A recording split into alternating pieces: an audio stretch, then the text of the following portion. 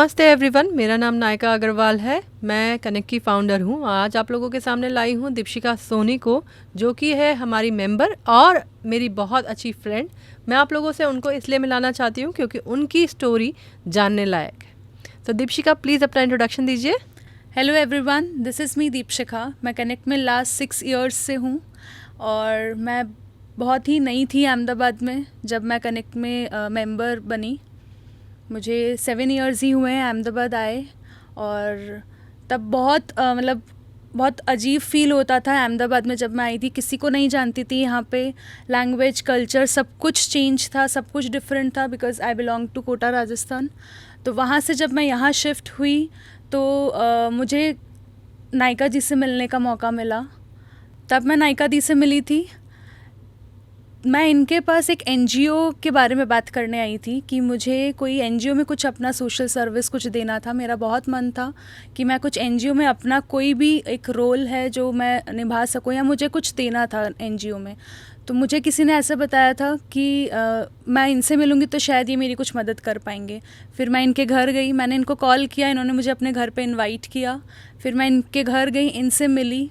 वहाँ से मुझे कुछ बिज़नेस करने की इंस्पिरेशन मिली थी। तब तक मैं कुछ नहीं करती थी। मैंने अपनी स्टडीज़ कंप्लीट करके और अहमदाबाद आई थी। ऐसा ये पहले भी हुआ था, मतलब जब आप अपने बुटीक के बारे में बात करने आए थे तब भी मैंने आपको कुछ कहीं और ही घुमा दिया था, कूतो पिच किया था। और आप एनजीओ के बारे में बात करने आए तो मैंने आपको बुटीक बता दिया था। तो हाँ, ऐसा हुआ था। जब मैं आपके घर आई थी तब आपने मुझे कनेक्ट के बारे में बताया और तब मैं मेंबर बनी थी। उसके बाद मैं 2-3 साल तक मेंबर थी, 3 साल तक। तब मुझे ये नहीं पता था कि और एक टर्निंग पॉइंट आएगा मेरी लाइफ में आपसे मिलने के बाद में, वो भी इतना अच्छा, जिसके लिए मैं आपको बहुत ज़्यादा थैंक बोलना चाहूँगी। मैं अपने बुटीक के लिए आई थी। जब मैंने बिज़नेस आपके साथ स्टार्ट किया, आपने ही मुझे हिम्मत दी थी कि किस तरीके से इसको कर सकते हैं। मेरा फैमिली बिज़नेस था ज्वेलरी का, तो मैं वही कैटेगरी को लेके आपके साथ आई थी। फिर वहाँ से आपने मुझे सेकंड कैटेगरी के बारे में बताया तो मैंने वो ड्रॉप कर दिया और अपना खुद का कुर्तीज़ का बिज़नेस स्टार्ट किया। तो मैंने आपको सैम्पल्स दिखाए। वहाँ से you was the only person जिसने मुझे मोटिवेट किया कि yes you can do it, I will help you, just start it and do it. वहाँ से मैंने इसको स्टार्ट किया और करते करते करते मैंने इसका एक स्टोर स्टार्ट किया, एग्जीबिशन स्टार्ट किए। करते करते मैं अपना एक स्टोर देखने के लिए यहाँ पे आई थी। वो आइडिया मैंने आपसे शेयर किया था कि मुझे अपना एक बुटीक ओपन करना है, मुझे आप ब्रांड नेम सजेस्ट कीजिए प्लीज़। तो वो ब्रांड नेम भी मुझे आप ही से डिस्कस करना था, आप ही के साथ में डिस्कस करके वो मुझे फाइनलाइज़ करना था। फिर मैंने एक शॉप देखी थी, वहाँ मैं आपको लेके आई थी कि प्लीज़ आप मुझे बताइए कि ये मैं इस जगह पे मैं अपना बुटीक कर सकती हूँ क्या। एंड वो शॉप तो छोड़िए, फिर अपन अकूतो के पार्टनर बन गए। Yes. तो आप आए हमेशा मेरे पास किसी और कारण से और मैंने घुमा आपको कहीं और दिया। आपने मुझे सही डायरेक्शन में मोल्ड करके एक फ्रेम में ढालते गए and this is me now. Wow, it's been 6 years in Connect. Yes. So आज तक आपने क्या क्या बिजनेस किए हैं या क्या क्या आपकी प्रोफेशनल जर्नी रही है? मैं बहुत एक ब्रिलियंट साइंस स्टूडेंट रही हूँ एंड मैंने AIEEE में all over Rajasthan 23rd rank achieve किया था उस टाइम पे। तो मुझे शुरू से ऐसा था कि टेक्निकल फील्ड में जाना है, मुझे MBA करना है, मुझे IIM जाना है। पर family, I belong to Marwari family, मैं कोटा रहती थी उस टाइम पे। तब मेरे पेरेंट्स ने अलाउ नहीं किया due to some personal reasons कि नहीं जाने दे सकते ऐसा। तो उसके साथ फिर अनफॉर्चुनेटली नहीं कहूँगी इसको, लकीली मैं अहमदाबाद शिफ्ट हुई। पर वो एक फ़ेज़ और एक टाइम ऐसा था जहाँ मैं MBA नहीं कर सकती थी। I have to start something else for my family, क्योंकि एक मिडिल क्लास फैमिली से बिलोंग करते तो मुझे कुछ करना था और मेरा शुरू से मन था करने का कुछ कि I want to do something. But मैं किसी को नहीं जानती थी अहमदाबाद में। समवन सजेस्टेड मी, मेरी एक नेबर ही थी, उन्होंने मुझे बताया कि आप जॉब कर सकते हो, इससे आपको बहुत सारे बेनिफिट्स होंगे कि आप अहमदाबाद के कल्चर को समझ पाओगे, गुजराती कल्चर को अडॉप्ट कर पाओगे और उसको समझ पाओगे, आप यहाँ पे रह पाओगे। मैंने एक जॉब स्टार्ट किया IIFL में, वो एक लोन कंपनी है। तो वहाँ मुझे इनिशियली कुछ नहीं समझ में आता था, पर फिर सीखते सीखते मैंने बहुत अच्छा किया वहाँ पे। 6 months में I was team leader over there. फिर मैंने 9 मंथ्स बाद में वो जॉब छोड़ दिया जब मुझे मैनेजर की पोस्ट दी गई थी वहाँ पे। बट मैंने छोड़ दिया क्योंकि वो मेरे लिए नहीं था। वो जॉब में आई वॉज मतलब that was not my cup of T. मैं उस जॉब के लिए नहीं बनी थी। मुझे करने में मज़ा नहीं आ रहा था। मुझे पोस्ट मिल रही थी and I was doing very good, but मुझे मज़ा नहीं आ रहा था वो करके। और मतलब जॉब इज़ जॉब, खुद का बिज़नेस अलग होता है, तो वो मुझे नहीं समझ में आ रहा था, मेरी फैमिली को नहीं समझ में आ रहा था, तो मैंने वो जॉब छोड़ दी। उसके बाद कुछ नहीं था तो एनजीओ का बहुत मन था एनजीओ में, तब मैं आपसे मिली and after Connect I started my business. After Connect में जब थी तब कुछ नहीं था, ज्वाइन करने के बाद में आई स्टार्टेड माई बिज़नेस। वो बिज़नेस करते करते जो गुजरात का कल्चर है एग्ज़िबिशंस में पार्टिसिपेट करना, मैंने बहुत छोटे स्केल पे, फर्स्ट एग्ज़िबिशन मेरा बरोड़ा में था, वहाँ एग्ज़िबिशन किया। वहाँ मुझे नहीं पता था मुझे इतना अच्छा रिस्पांस मिलेगा, मेरे प्रोडक्ट को इतना अच्छा रिस्पांस मिलेगा, बट थैंकफुली मुझे बहुत अच्छा रिस्पांस मिला। वहाँ से मुझे बहुत मोटिवेशन मिला। फिर मैंने अहमदाबाद के बहुत सारे एग्ज़िबिशंस में पार्टिसिपेट किया। बहुत लोग मेरे प्रोडक्ट को लाइक करने लगे, मुझे जानने लगे। कनेक्ट से मुझे बहुत बिज़नेस मिला। बहुत मेरे फ्रेंड्स, इनिशियल फ्रेंड्स और आज भी हैं, वो मुझे कनेक्ट से ही मिले। मेरा जो ग्रुप, मेरा सर्कल था, वो सारा कुछ यहीं से मिला। उसके बाद मैंने अपना एक स्टोर ओपन किया था। फिर वो करते करते अकूतो भैया जो एग्ज़िबिशन गैलरी है हमारी, वो किया। तो वहाँ पे एग्ज़िबिशंस वगैरह हम लोग खुद, मैं पार्टिसिपेट भी करती हूँ और ऑर्गेनाइज भी करते हैं हम। सो this is what you do. Yes. आपने जॉब भी किया है, बिजनेस भी किया है। यस। आपके हिसाब से कौन सा बेटर है और क्यों? I would say 100% business, because job मेरी लैंग्वेज में is juice of body only है, JOB, जूस ऑफ बॉडी है। I don't like doing job because सबकी अपनी अपनी सोच है या चॉइस है, बट मुझे ऐसा लगता है कि मैं जॉब के लिए नहीं हूँ। I can do much better. तो मुझे जॉब कभी समझ में ही नहीं आया, बिकॉज ब्लड में ही नहीं था। हमेशा से फैमिली में बिज़नेस ही देखा है, तो मुझे बिज़नेस ही करना था। इसी रीज़न से फिर मैंने MBA भी नहीं किया, अपनी स्किल्स को अपने लेवल पे डेवलप किया और फिर बिज़नेस सीखते सीखते किया। आपके घर परिवार में कितनी ऐसी लड़कियां हैं या कितनी ऐसी बहुएं हैं जो काम करती हैं? No one. You are the only one. Yes. इससे फ़र्क नहीं पड़ता आपको? नहीं। आपकी फैमिली को जवाब देने में? My family is very supportive. Mummy papa बहुत सपोर्ट करते हैं मुझे, और बिकॉज ऑफ देम ओनली मैं इतना अकेले कर पा रही हूँ ये सारी चीज़, कि फैमिली में और कोई नहीं है लेडी या गर्ल जो कर रही हैं। But my parents always supported me, तो I was able to do it. Okay. तो क्या आपके जब रिश्तेदार बोलते होंगे कि क्यों बेटी से काम करवा रहे हो, तब क्या बोलते हैं आपके पेरेंट्स?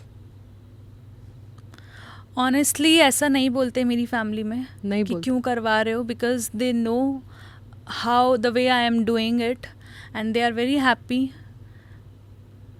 तो अब मारवाड़ी लोग भी एक्सेप्ट कर रहे हैं? Yes, now they are accepting.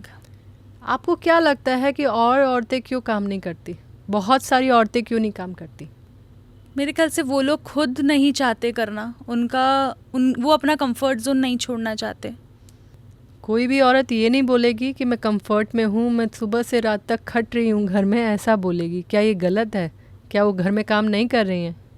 I think it depends. सबकी फैमिलीज़ में अलग अलग कमिटमेंट्स हैं, सबका अपना अपना सोचने का तरीका है। तो मे बी इस वजह से किसी को अपॉर्चुनिटी नहीं मिलती है, किसी को मिलती है, शायद उसको समझ नहीं आती कि वो अपॉर्चुनिटी है मेरे लिए और मैं कर सकती हूँ। वो कॉन्फिडेंस शायद फैमिली से नहीं मिलता है, मेरे ख्याल से इस वजह से वो सपोर्ट नहीं मिलता, वो कॉन्फिडेंस नहीं मिलता, इसलिए शायद वो नहीं कर पाते हैं। आपने कहा कि आपने एग्जीबिशंस किए हैं। एग्जीबिशंस करना अच्छा रहता है? Is it a good experience? Yes, 100%। जो बिगिनर्स हैं, जिनका स्टार्टअप्स हैं, उनको डेफिनेटली पहले एग्जीबिशन से ही स्टार्ट करना चाहिए। Directly store open I will not suggest कि आप बुटीक से स्टार्ट करो या कोई स्टोर से स्टार्ट करो, एग्जीबिशंस ही करना चाहिए। जितना पैसा स्टॉल में डालो वो निकलता है? 100%। आपका प्रोडक्ट होना चाहिए, आपकी मार्केटिंग स्किल्स होनी चाहिए और स्माइलिंग फेस होना चाहिए, डेफिनेटली प्रोडक्ट निकलता है। मतलब क्या कारण होता है कि कुछ लोग अपने बिजनेस में फेल हो जाते हैं? सी फर्स्ट ऑफ ऑल मैं ऐसा कहना चाहूँगी इसमें तो कि आपको पेशेंस रखना पड़ता है, बहुत इम्पॉर्टेंट है। कोई भी टाइप का आपका बिज़नेस है, आपको थोड़ा सा पेशेंस रखना पड़ता है। सेकेंडली आपको प्रॉपर चेक रखना पड़ता है कि आप क्या प्रोडक्ट किस रेट में सेल कर रहे हो, क्या आप उसके लिए मार्केटिंग कर रहे हो। अगर आपको वो सोशल मीडिया मार्केटिंग या जो भी जिस भी टाइप का आपका बिज़नेस है तो प्रॉपर उसका मार्केटिंग होना चाहिए। आपको आपका टारगेट ऑडियंस पता होना चाहिए, आप गलत जगह उसको मार्केट नहीं कर रहे हो, ये आपको ध्यान में होना चाहिए। मैं आपको बता दूं कि ये लड़की देखने में छोटी ज़रूर है, लेकिन ये छोटा पैकेट बड़ा धमाका है। She is so mature and so intelligent, जो बड़े बड़ों को मात दे दे। दीपशिका, मैं आपसे ये पूछना चाहूँगी कि क्या मतलब जब आप एग्जीबिशंस करते हो तो कभी ऐसा लगता है कि यार ये नहीं जा रहा, अब माल नहीं बिक रहा, डेड स्टॉक हो गया है, तो मतलब ये डिप्रेशन या ये डर का सामना जब आप करते हो तो उसको कैसे हैंडल करते हो? ऑनेस्टली ये सारी फीलिंग्स आती है मन में, बिकॉज़ हम इंसान ही हैं, तो करते करते आता है मन में ये चीज़ कि आज का दिन अच्छा नहीं रहा, आज ये सेल्स नहीं हुआ, आज मेरा टारगेट अचीव नहीं हुआ, या ये वीक सेल स्लो गया। ये सारी फीलिंग्स आती हैं and it is very obvious, but इससे ओवरकम कैसे करना है वो भी हमको आना चाहिए। अगर हम बिज़नेस वुमेन हैं तो सारा टाइम अप्स एंड डाउन्स होता है, वो सब कुछ हमें माइंड में लेके ही चलना है।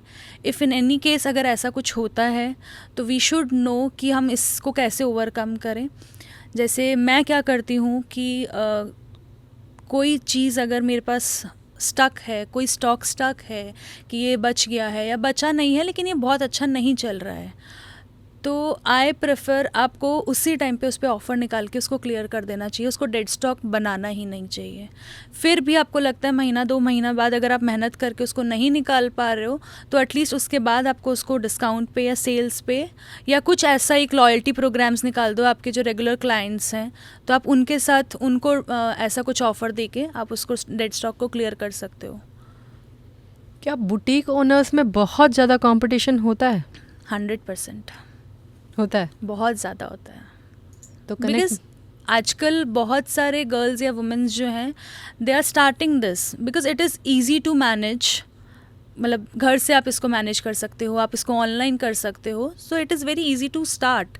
बट इसको थ्रू आउट रखना डिफ़िकल्ट है, स्टार्ट करना ईजी है। स्टार्ट करना इजी है, लेकिन जब 2 जनों का आपस में कंपटीशन होता है और वो किसी भी हद तक जाते हैं, तो ऐसे में आप क्या करते हो जब कोई आपकी तरफ ऐसी कॉम्पिटिटिव स्पिरिट दिखाता है, कोई बुटीक वाला आपको मतलब कोशिश करता है हटाने की? इग्नोर।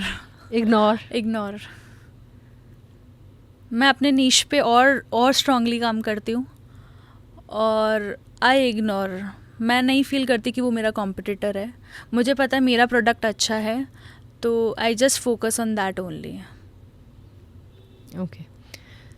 बुटीक खोलने के टाइम पे क्या ध्यान में रखना चाहिए? बुटीक के टाइम पे हमको एक तो सबसे जो मोस्ट प्रायोरिटी है कि आप उसका लोकेशन ध्यान रखो कि आप कौन से लोकेशन पे इन्वेस्ट कर रहे हो, कैसा उसका इंटीरियर बना रहे हो। It should be very decent, ताकि आपको बुटीक नहीं आपके प्रोडक्ट्स हाईलाइट करने हैं तो प्रॉपर शोकेस होना चाहिए। सबसे बड़ा लोकेशन होना चाहिए अच्छा। उसके बाद में आपका स्टॉक हो गया, स्टॉक डेफिनेटली अच्छा होना चाहिए। आपको पता होना चाहिए कि क्या ट्रेंड चल रहा है। ऐसा नहीं कि आप कुछ भी बहुत अच्छा बहुत महंगा सामान ला रहे हो, रख रहे हो स्टॉक में, लेकिन वो फिर नहीं निकले तो फिर वापस से वही डिप्रेशन और वही सारी चीज़ें स्टार्ट हो जाती है। तो हमें पता होना चाहिए कि मार्केट में भी क्या चल रहा है, क्या ट्रेंड है, क्या डिमांड है और क्या ओकेजन है। मतलब we have to keep updating कि अब राखी सीज़न आ रहा है तो हमको पता होना चाहिए, फिर दिवाली है, नवरात्रि है, तो हम लोग को अपडेट रहना पड़ता है, स्टॉक को अपडेट रखना पड़ता है और क्या ट्रेंड चल रहा है। ट्रेंड के साथ चलेंगे तो डेफिनेटली डेड स्टॉक भी नहीं होगा। ओके दीपशिका, आप मुझे ये बताओगे कि अभी आपने कुछ मैन्युफैक्चरिंग का भी काम शुरू किया है ना? यस। वो क्या है? ये हिम्मत मुझे सारी आप ही से मिली है हे भगवान। नहीं, this I am really saying कि ये सच में हिम्मत मुझे आप ही से मिली है। मुझे एक चीज़ करने में बहुत डर लगता था। जब मैंने कुर्तीज़ का बिज़नेस स्टार्ट किया, फिर स्टोर किया, फिर अकूतो किया, बहुत अप्स एंड डाउन्स आए हैं बिज़नेस में, वो लाइव आपने देखे हैं मेरे साथ। तो उसके बाद मुझे मैन्युफैक्चरिंग के लिए एक दिन आपने ही बोला था, जब हम अकूतो के बाहर बैठे थे, कि आप ये सब नहीं करके आप मैन्युफैक्चरिंग का कुछ स्टार्ट करो। वो जो स्पार्क था वो मुझे पूरी रात सोने नहीं दिया, मैंने मेरे घर वालों को नहीं सोने दिया कि आज मुझे ये चीज़ बोली है तो कुछ तो रीज़न है इसके पीछे, और शायद आई कैन डू, मतलब। तो मैंने अपने पेरेंट्स के साथ डिस्कस किया, मेरा ब्रदर है उसके साथ मैंने डिस्कस किया, फिर मेरे 2 कज़न ब्रदर्स हैं, मैंने उनके साथ भी डिस्कस किया कि I want to start something in manufacturing, I want to go into that line. तो मुझे वुमेन एथनिक, मैं रिटेल कर ही रही थी already, they gave me idea of doing kids where. तो तब मुझे रिटेल ही दिमाग में चल रहा था। जब आपने मुझे एक मैन्युफैक्चरिंग का मेरे दिमाग में डाला, तब आया मेरे दिमाग में कि नहीं, I should go into this, I should try this. तो उनको थोड़ा सा एक्सपीरियंस था, उनकी गाइडेंस में I started that with my brothers. तो मैंने फिर किड्स मैन्युफैक्चरिंग स्टार्ट किया, girls ethnic wear. And really everyone, I should tell कि मैंने इनके प्रोडक्ट्स देखे हैं and I am really proud of her products and her कि ऐसे प्रोडक्ट्स हमारी दीपशिका बना रही है। एंड बहुत अच्छे प्रोडक्ट्स हैं really. I have just started a month ago only. So एक मंथ में अगर आप इतने प्यारे पीसेस निकाल रहे हो, तो जब आपको सालों हो जाएंगे तब तो आप क्या ही निकालोगे दीपशिका। Wow, very nice. अच्छा, आपने मैन्युफैक्चरिंग शुरू किया सिर्फ मैंने बोला इसलिए शुरू किया, या फिर आपके पास एक प्रॉपर प्लान है? आई हैव अ प्रॉपर प्लान। आपने मुझे बोला इसलिए मैंने जल्दी स्टार्ट किया, ये मुझे करना ही था, ये मेरे प्लान में था ऑलरेडी कि मुझे करना है। पर हिम्मत आपसे मिली कि अभी क्यों नहीं, मतलब अभी क्यों नहीं, तो मैंने जल्दी स्टार्ट किया आपके कहने से। बाकी I have a proper plan for this and I will do it. Plan मतलब क्या? What planning do people need to start a business? I mean manufacturing से पहले आपको क्या क्या चीज़ें ध्यान में रखनी पड़ती है? It is not easy starting manufacturing. जब मैं रिटेल, जब मैंने स्टार्ट किया था कुर्तीज़ का, वुमेन एथनिक वेयर जब मैंने स्टार्ट किया, तो honestly it was easy for me. फिर उसको लॉन्ग रन पे ले जाना, वहाँ पे चैलेंजेस आए काफ़ी, तो उसको सबको ओवरकम करके आई लर्नड अ लॉट। फिर मैन्युफैक्चरिंग जब स्टार्ट किया, प्लान किया, तब सब अच्छा लग रहा था और सब चीज़ें बहुत इजी लग रही थी। लेकिन जिस दिन स्टार्ट किया उस दिन पता चला कि अच्छा ये सारे चैलेंजेस है, इतना बड़ा इन्वेस्टमेंट है। पहले सोचा था कि नहीं इतने में काम हो जाएगा, फिर जैसे इसको स्टार्ट किया, पेन पेपर पे किया, फिर जब हम लोग जगह फाइनल कर रहे थे, on that day I realise that it is not easy. Because see manufacturing में क्या होता है ना कि आपको लेबर वर्क भी देखना है, आपको अपना स्टाफ भी मेंटेन करना है, आपको आपका जो डिज़ाइनर है उसके साथ भी कांटेक्ट करना है, उसके बाद में आपका पूरा चैनल स्ट्रांग होना चाहिए, कहाँ आप उसको होलसेल कर रहे हो, आपका मार्केट प्लेस क्या है क्या नहीं है, ये सारी चीज़ें ध्यान रखना बहुत ज़रूरी है। वो मुझे उस दिन पता चला कि this is not at all easy, but with the help of my family members I have started this. Deepshika, if you don't mind, can I ask your age? I will turn 29 this year. So 29 years में आपने वो सब कुछ achieve किया है जो मैंने अब सोच रही हूँ कि मैं करूँ. So hats off to you. Thank you so much. So at 29 years age, this girl has done a job. उन्होंने अपना बिज़नेस शुरू किया, मैन्युफैक्चरिंग में चली गई हैं, अकूतो कर रही हैं. She is doing so many things. Wow. So Deepshikha, tell me कि वो एक्सपीरियंस कैसा था जब प्रहलाद नगर अकूतो भयाए हमारा बंद हो गया.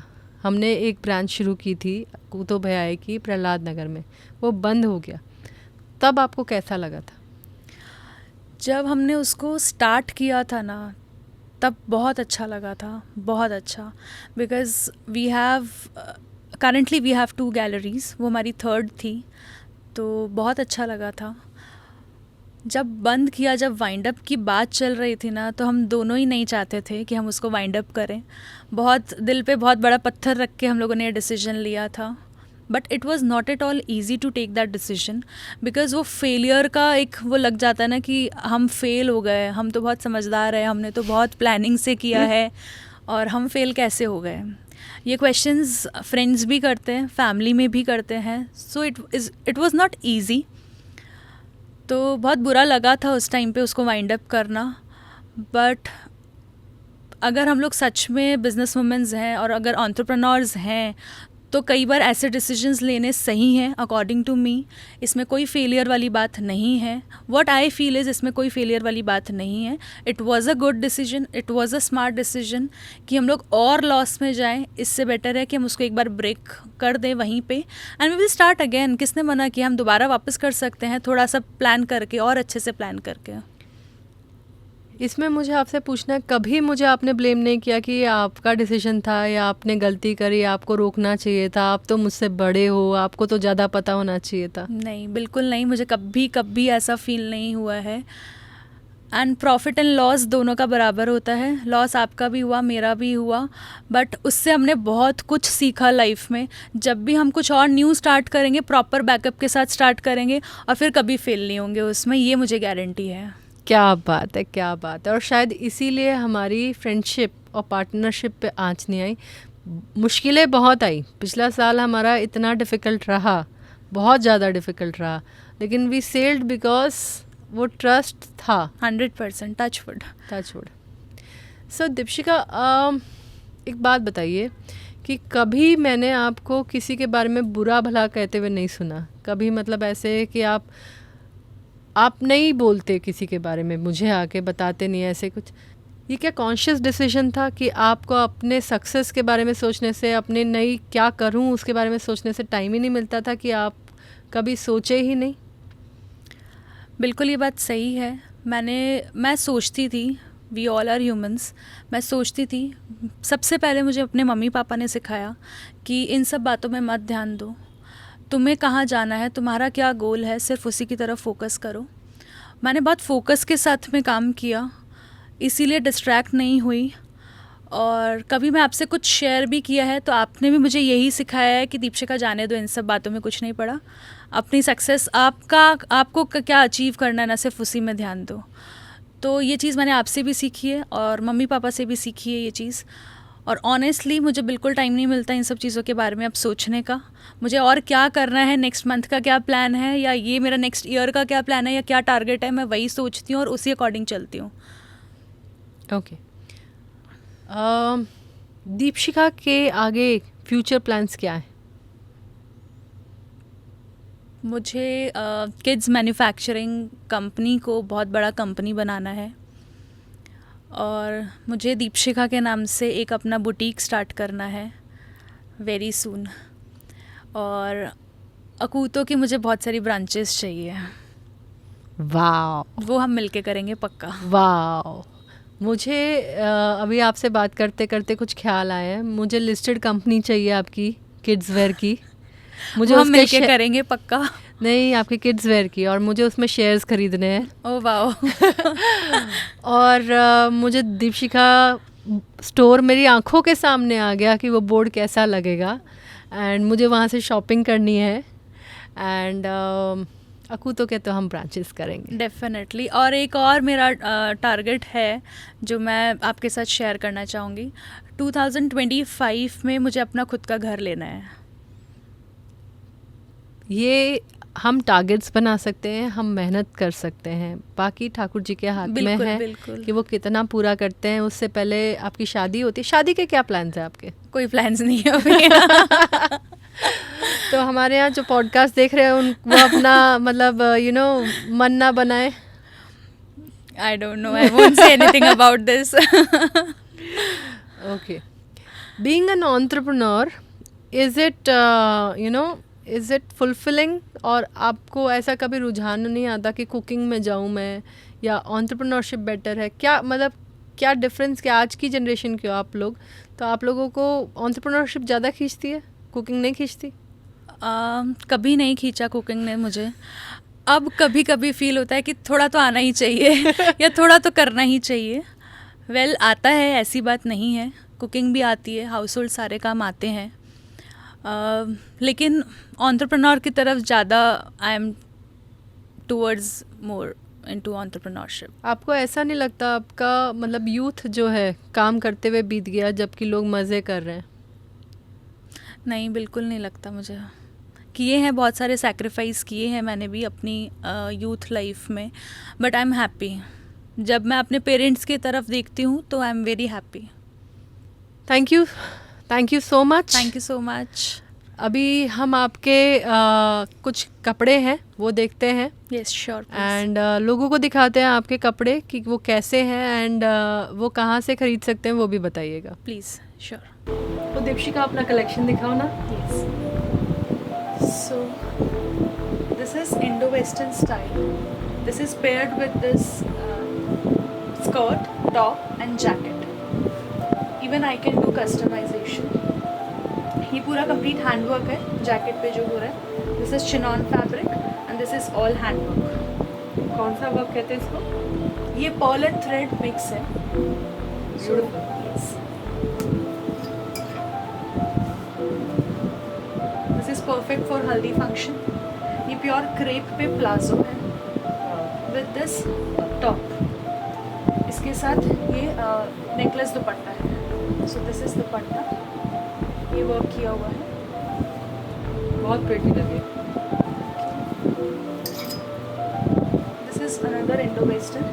This will look like a skirt. ये स्कर्ट है but this is actually Russian silk palazzo with this blazer and this is the top inside. इसमें भी पूरा हैंडवर्क ही किया हुआ है। डिफरेंट स्टाइल ऑफ पोचू। ये पोचू है, इसके अंदर टॉप है और ये स्कर्ट है but different kind of drape. Skirt में अलग से ड्रेप है। ये सब डिटैचेबल है। किसी और के साथ भी अगर आपको पेयर करना है, लेट्स सपोज कोई वाइट कलर का गाउन है, इसके साथ आप उसको पेयर कर सकते हैं। डिफरेंट स्टाइल का किसी को दुपट्टा नहीं, केप लेना है जो अभी बहुत चल रहा है। This is very trendy these days. ये टॉप नीचे बॉटम हो गया और इसका ये दुपट्टा नहीं है, ये केप है जैकेट स्टाइल। तो इसमें आपको अलग से दुपट्टा भी कैरी नहीं करना पड़ेगा और ये जैकेट भी नहीं है, दिस इज केप। कुछ ऐसे प्रिंटेड ऑप्शंस, एकदम कैजुअली कहीं वेयर करना है, मॉर्निंग के कोई फंक्शंस में, कुछ इस तरीके से। This is for mehndi outfit. बहुत सुंदर। ये भी प्योर क्रेप पे है and this is all zardozi work. Mehndi के लिए बहुत अच्छा। यस। सो इस तरीके से बहुत सारे डिज़ाइंस हैं। ये स्कर्ट है विद बंदेज ड्रेप और जैसे इसमें ये पूरा सेपरेट नीचे टॉप है, टैंक टॉप, और ऊपर ये जैकेट है। तो किसी भी ब्लाउज के साथ, कभी कोई आप साड़ी के साथ पेयर कर सकते हो। This is detachable separate jacket है, तो इसका रीयूज भी है। This is all zardozi work. इसके बैक में भी वर्क है और ये बेल्ट के साथ। ये राजस्थान का। Yes, this is complete Marwari taste. Something for teenagers. Plain chinon का ये प्रिंटेड वो है skirt with this shirt. I have many colours also in this. बहुत प्रिटी। सो कुछ कैजुअल्स में, like this is what I am wearing. बहुत pretty. इस तरीके का भी क्या ये कुछ बहुत देख सकते महंगा होता है? हैं। नहीं, it starts from 2000 goes till 3000 3500. All these are in डोला सिल्क फैब्रिक। इसके साथ दुपट्टा स्टाइलिश देगा। इसमें टॉप को प्लेन करके दुपट्टा हैवी करती है। दिवाली, करवा चौथ, राखी, कोई भी फंक्शंस में। और दिस इज प्योर डोला सिल्क एंड कंप्लीट हैंडवर्क।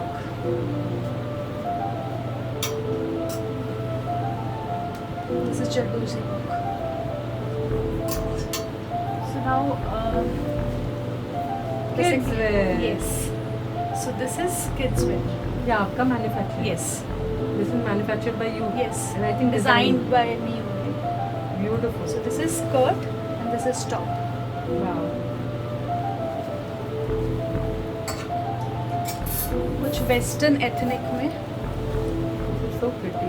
और आपने मुझे बताया था कि इसके ऊपर फ्लावर्स यस, इसके ऊपर एक यहाँ वो आएगा और एक स्कर्ट के बेल्ट पे वो आएगा। दिस इज़ इनकम्प्लीट, ये मैन्युफैक्चरिंग में है अभी।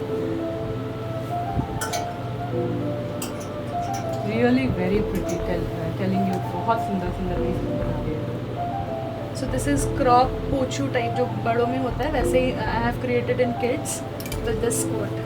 बहुत प्यारा पीस। तो क्या आप ये एक ही चीज़ दोगे या फिर होलसेलर्स और रिटेलर्स को ही? Currently I'm planning only for wholesalers, and very soon I'll start my retail, then I will give single pieces also. So this was the collection. Beautiful beautiful collection Deepshikha. मुझे लगता है लोगों को आना चाहिए, आपसे ख़रीदना चाहिए। मुझे लगता है कि लोगों को इस छोटी सी लड़की से इंस्पायर होना चाहिए जो ये इतनी छोटी सी उम्र में अचीव कर चुकी है। वो आप लोगों को, आप भी अचीव कर सकते हो। तो हार मत मानिए, फेलियर्स इनकी लाइफ में भी आई है, मेरी लाइफ में भी आए, सबकी लाइफ में आते हैं। हार मत मानिए और हिम्मत के साथ आगे बढ़िए, जैसे कि दीपशिका बढ़ रही है, जैसे कि मैं बढ़ रही हूँ। Thank you.